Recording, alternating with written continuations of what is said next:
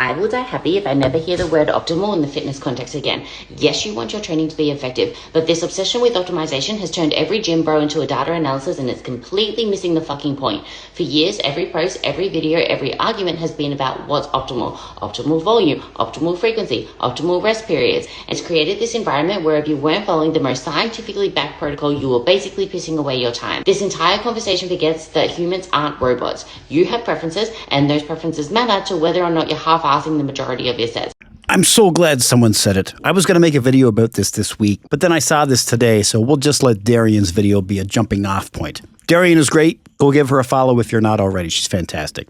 I had this conversation with someone the other day about knowing the threshold for what your clients can handle in terms of guidance and education at one time. I have a client I was working with the other day, and he's been with me for about 7 months. And I was making a small adjustment to his form to an exercise he's been doing since we started. And he was laughing that whenever he begins to get comfortable with a movement, I make a small adjustment on it, and that completely changes it for him and helps him lock in even more and makes it a more optimal movement, but it also makes it harder.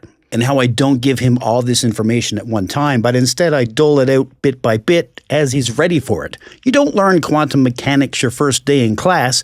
You have to learn the basics of Math 101 first. The first time a client is doing an exercise, I just want them to be able to do the very basics of the movement, enough to feel like they're doing something and getting whatever minimal activation they can, but most importantly, being able to do it safely. The word optimal doesn't even come into play. One, because at that point there's no real mind-muscle connection created yet anyway, and that's pretty fucking crucial for being able to fully optimize your movement. And two, because if I'm just standing there adjusting and adjusting, being a complete dick about form to a person who has no reference and no consolidated motor learning for the movement yet, then that's not going to be fun for them. It's not going to be enjoyable. And in the end, that's what matters the most. What's going to be the most optimal of a movement pattern for a client is the one they're going to enjoy enough that they're going to keep doing it. Like she states later in the video, a workout a client does might only be 80% optimal compared to another movement for the same muscle, but if they like the workout, they're going to keep doing it. Bulgarian split squats might be the most optimal movement pattern for my glutes, but guess what? I fucking hate Bulgarian split squats, so I'm not going to fucking do them. It might be 99.9% optimal, but if I'm doing it 0% of my leg day workouts,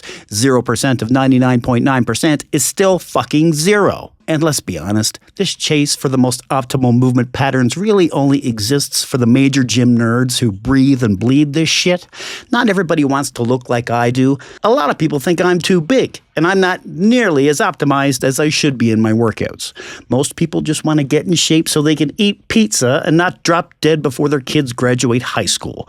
They don't want to look like Eric Janicki. I do, and so do 10% of the other meatheads in the gym. But the other 90%? They just want to enjoy their workout, be fit, look good. And honestly, that's pretty fucking optimal if you ask me. So don't worry about what's the most optimal movement pattern for whatever you're trying to train, because the most optimal movement pattern of all is just opening the fucking door to the gym as you walk in. I'm Radio Dave, and I love you.